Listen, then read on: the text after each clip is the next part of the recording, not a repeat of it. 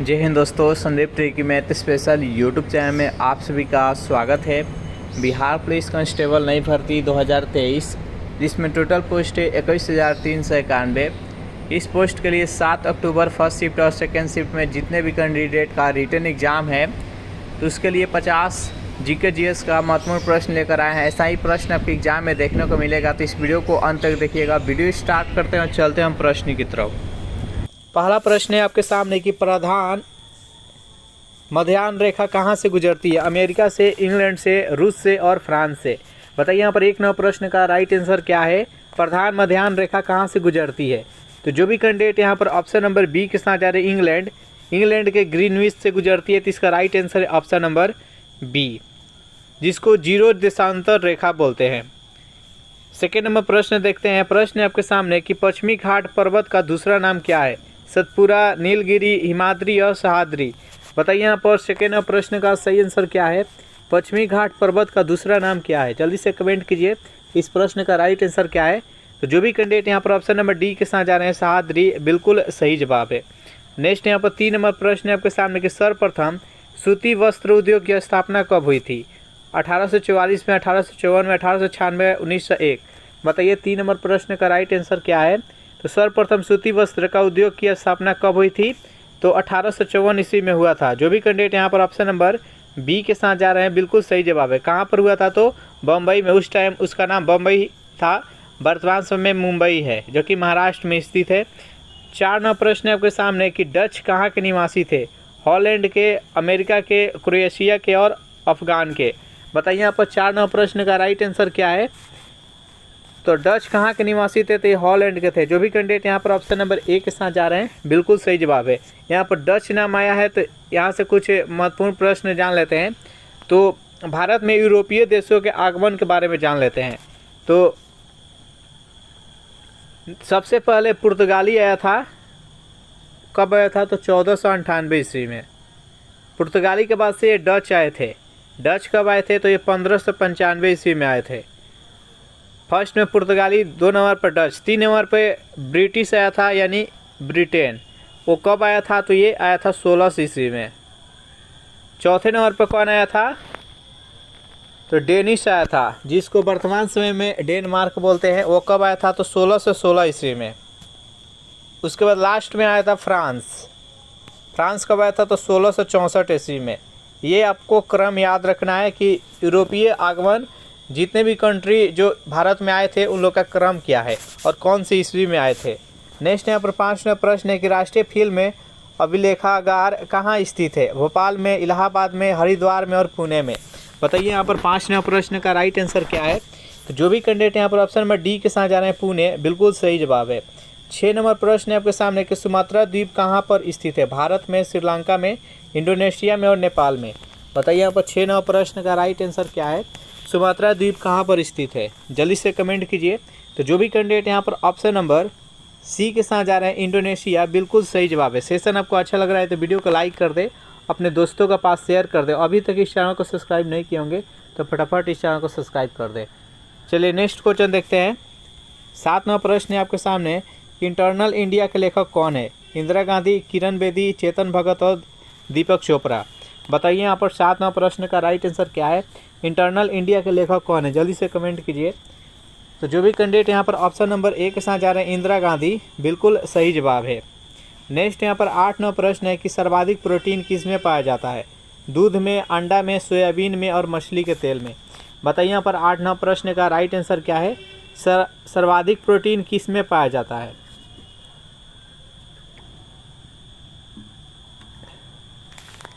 तो जो भी कैंडिडेट यहाँ पर ऑप्शन नंबर सी का चुनाव कर रहे हैं, सोयाबीन, बिल्कुल सही जवाब है। सोयाबीन में 80% प्रोटीन पाया जाता है, याद रखिएगा। नेक्स्ट यहाँ पर 9 नंबर प्रश्न है कि जल स्वराज्य परियोजना किस राज्य में चलाई जा रही है? महाराष्ट्र में, आंध्र प्रदेश में, गुजरात में और केरल में। बताइए 9 नंबर प्रश्न का राइट आंसर क्या है? जल स्वराज्य परियोजना किस राज्य में चलाई जा रही है? तो जो भी कैंडिडेट यहाँ पर ऑप्शन नंबर ए का चुनाव कर रहे हैं, महाराष्ट्र, बिल्कुल सही जवाब है।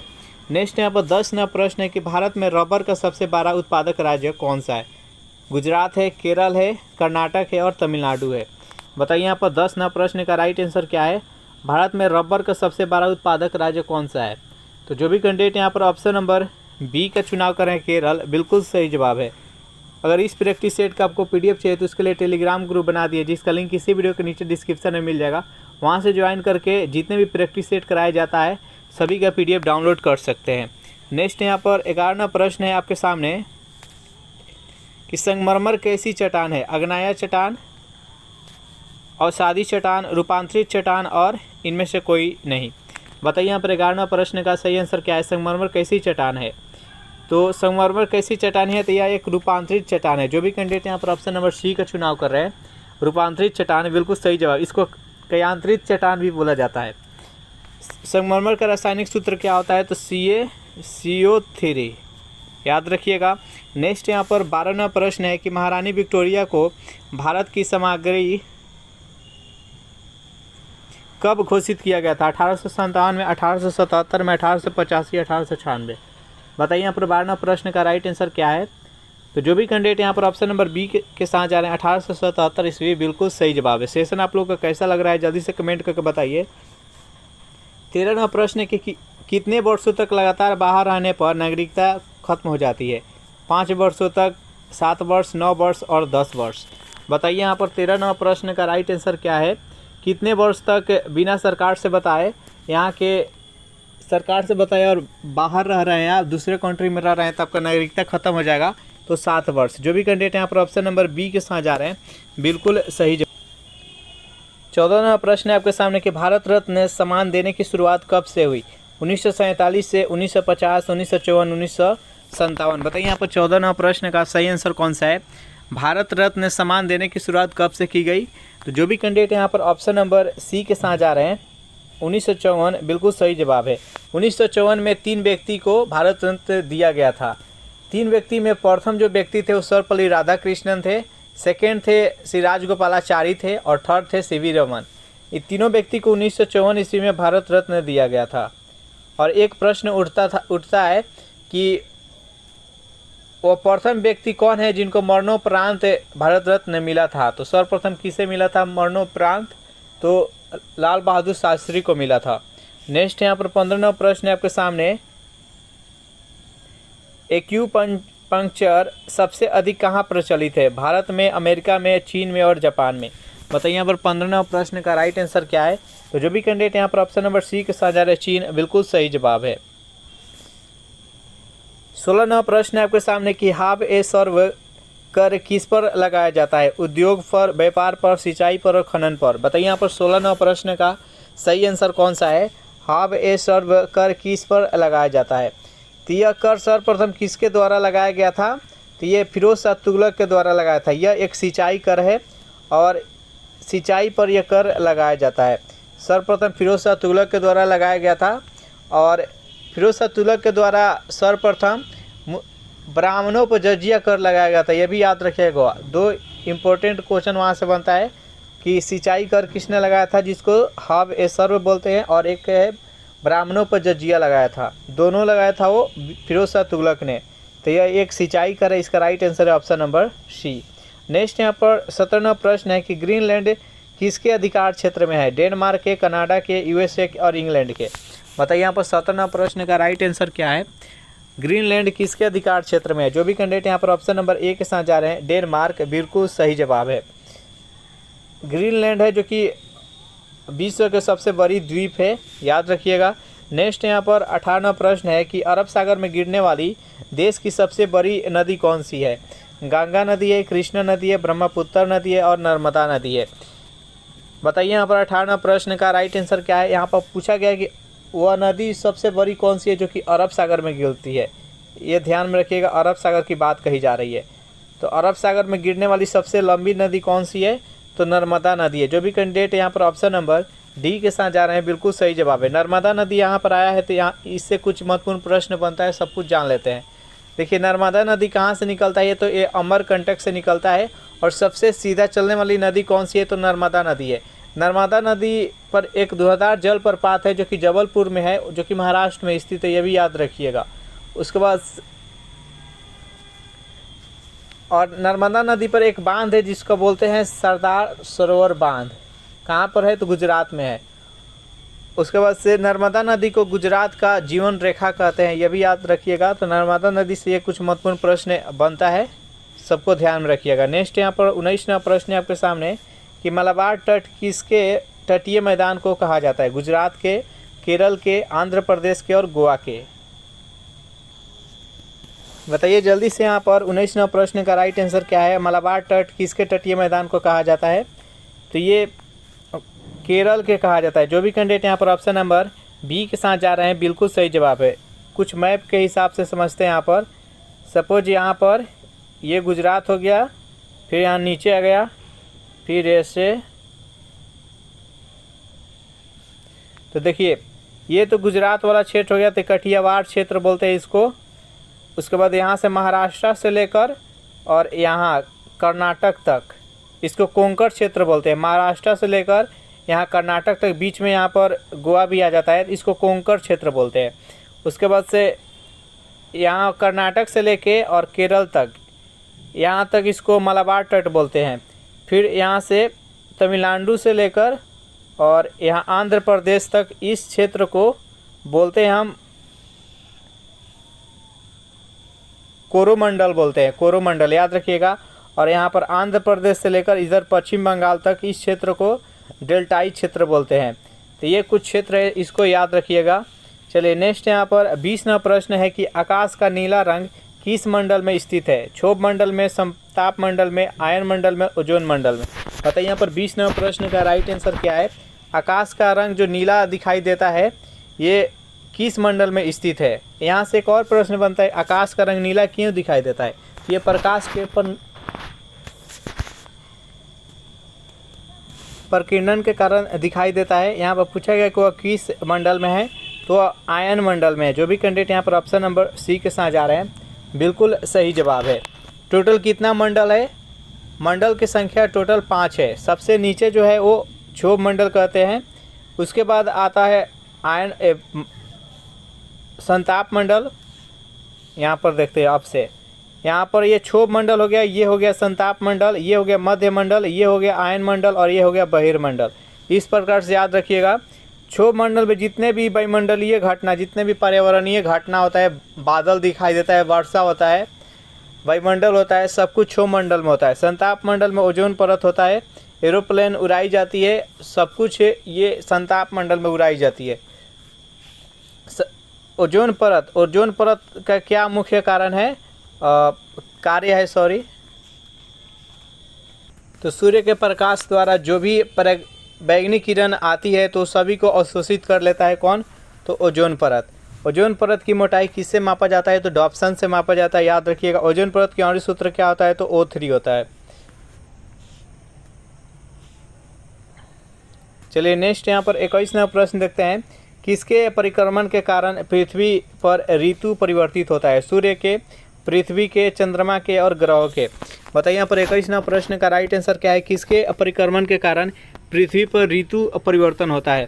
तो जो भी कैंडिडेट यहाँ पर ऑप्शन नंबर बी के साथ जा रहे हैं बिल्कुल सही जवाब है। देखिए जब पृथ्वी सूर्य का चक्कर लगाता है तो दिन और रात होता है। ध्यान से सुनिएगा, जब पृथ्वी सूर्य का चक्कर लगाता है तब दिन और रात होता है, और जब पृथ्वी अपने अक्ष पर घूमते हुए सूर्य का चक्कर लगाता है तो जो अक्ष पर अपना घूम रहा है इसी से ऋतु परिवर्तन होता है। तो जब पृथ्वी अपने अक्ष पर घूमे तो इससे ऋतु परिवर्तन होता है, और जब वो सूर्य का चक्कर पूरा लगाता है तो इससे दिन और रात होता है। नेक्स्ट यहाँ पर 22वां प्रश्न की पौधे नाइट्रोजन को किस रूप में प्रयोग करते हैं? नाइट्राइट के रूप में, नाइट्रेट के रूप में, न्यूक्लिक एसिड के रूप में, गैसों के रूप में। बताइए यहाँ पर 22वां प्रश्न का राइट आंसर क्या है? पौधे जो होते हैं वो नाइट्रोजन किस रूप में प्राप्त करते हैं? तो वो नाइट्रेट के रूप में प्राप्त करते हैं। जो भी कैंडिडेट यहाँ पर ऑप्शन नंबर बी के साथ जा रहे हैं बिल्कुल सही जवाब है। 23वां प्रश्न है कि कृत्रिम उपग्रह छोड़ने वाला प्रथम देश कौन सा है?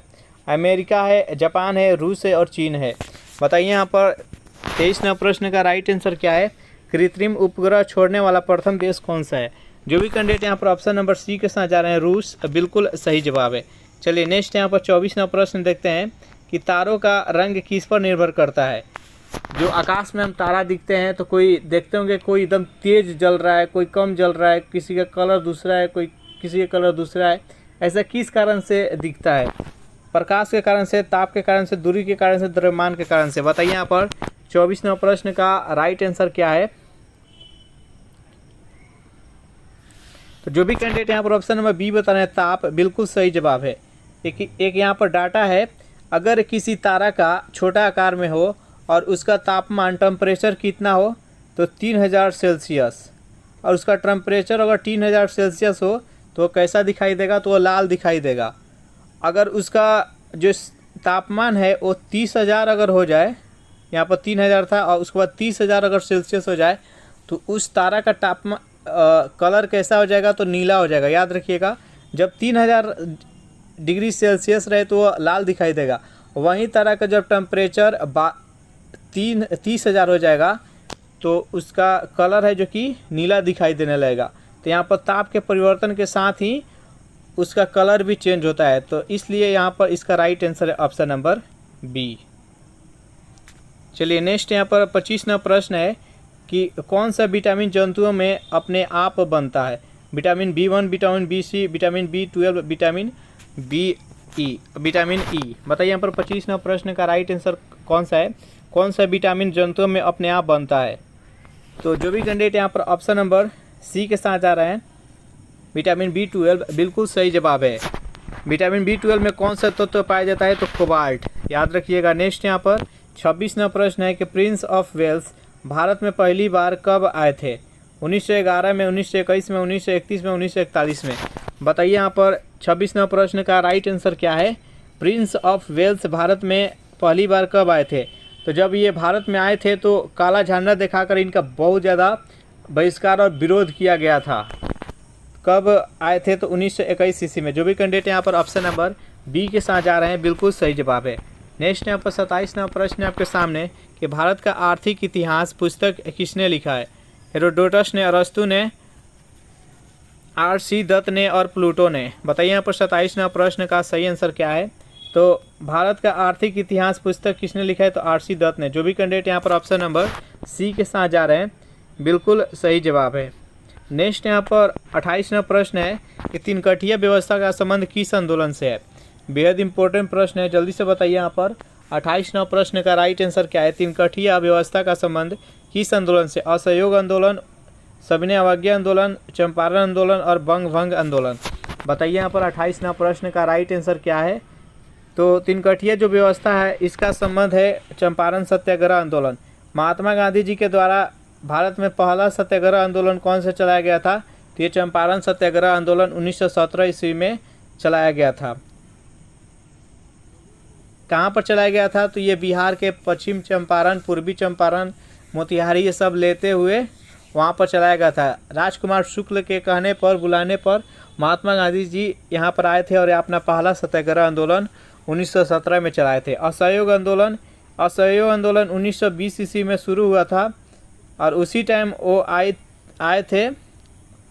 कौन आए थे, तो यहाँ पर प्रिंस ऑफ वेल्स, उनका विरोध हुआ था। उसके बाद से जो चौरा चौरी कांड हुआ 1922 ईस्वी में, 5 फरवरी 1922 ईस्वी में चौरा चौरी कांड हुआ। तो उसके उपरांत इस असहयोग आंदोलन को महात्मा गांधी जी के द्वारा स्थगित कर दिया गया। उसके बाद यहाँ पर देखिए सविनय अवज्ञा आंदोलन। सविनय अवज्ञा आंदोलन कब शुरू हुआ था, तो 1930 ईस्वी में शुरू हुआ था। डांडी मार्च के साथ ही नमक के कर हटाओ आंदोलन के साथ। बंग भंग कब शुरू हुआ था, तो 1905 ईस्वी में। चलिए नेक्स्ट क्वेश्चन देखते हैं।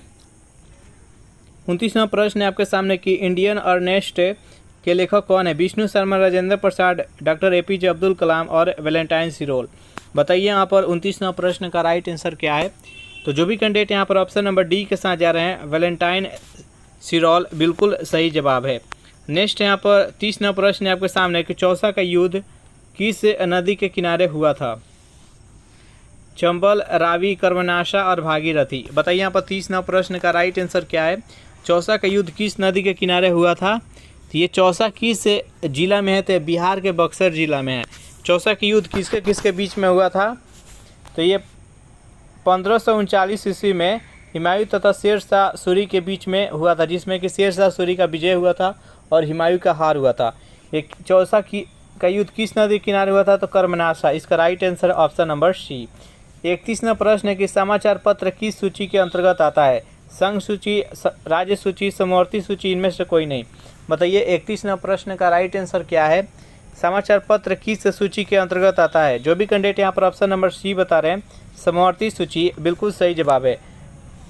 जो यहाँ पर सभी तीनों सूची है, संघ सूची, राज्य सूची, समवर्ती सूची, ये टोटल 12 अनुसूचियाँ हैं। उसमें किस अनुसूची में वर्णन किया गया है?